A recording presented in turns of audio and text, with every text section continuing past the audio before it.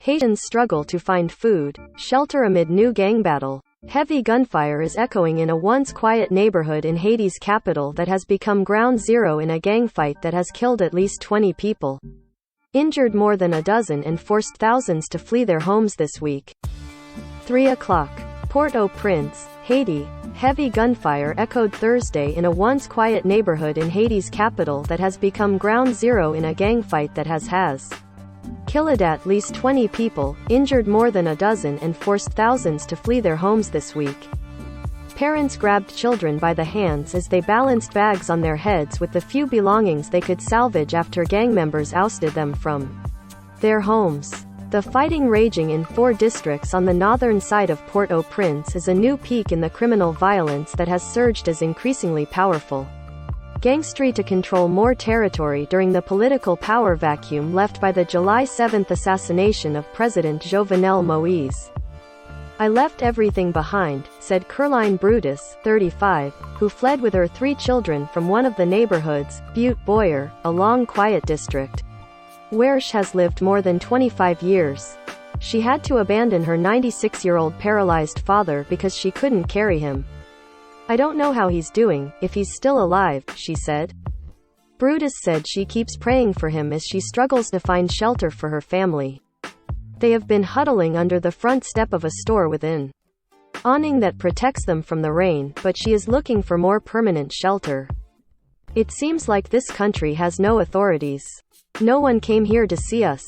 We don't know how long we're going to be here or how long this is going to last," she said, echoing the frustration of Haitians over the rise in violence. Some 100 police officers carrying automatic weapons spread through the neighborhood checking people and their belongings, but barrages of gunfire rang out.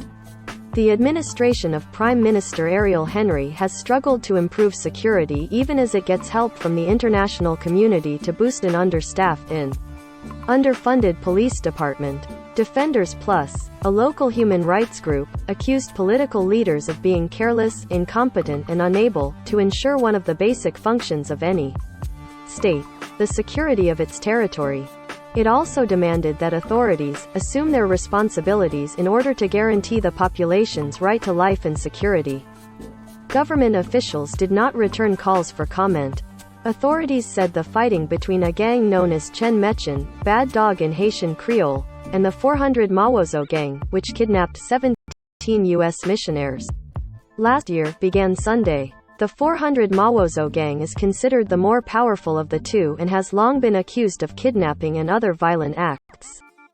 Government officials have said they worry the violence in that area will worsen and that people will continue to flee. "This almost cost me my life because they broke into my home and had me lay on the ground," said Melissa Vital, 25, who has a 3-year-old daughter. "Luckily my boyfriend wasn't there because they were killing men that they found in houses." She said the gang members ordered her and her daughter to leave their home in Butte-Boyer. "I don't know where to go right now," Vital said, adding that she is feeling weak because she is still breastfeeding her daughter but hasn't had much to eat. "I've been with the same clothes since Sunday."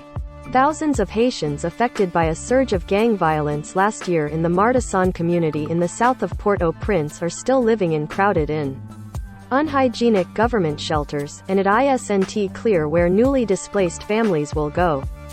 Emmanuel Piersaint, a coordinator with Haiti's Civil Protection Agency, told the Associated Press that officials provided displaced families with toiletry kits and gave them dishes of spaghetti, rice and beans.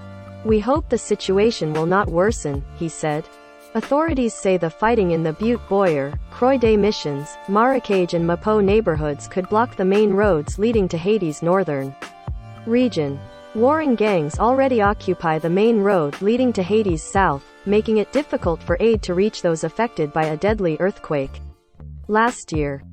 Associated Press reporter Danica Cotto in San Juan, Puerto Rico, contributed to this report.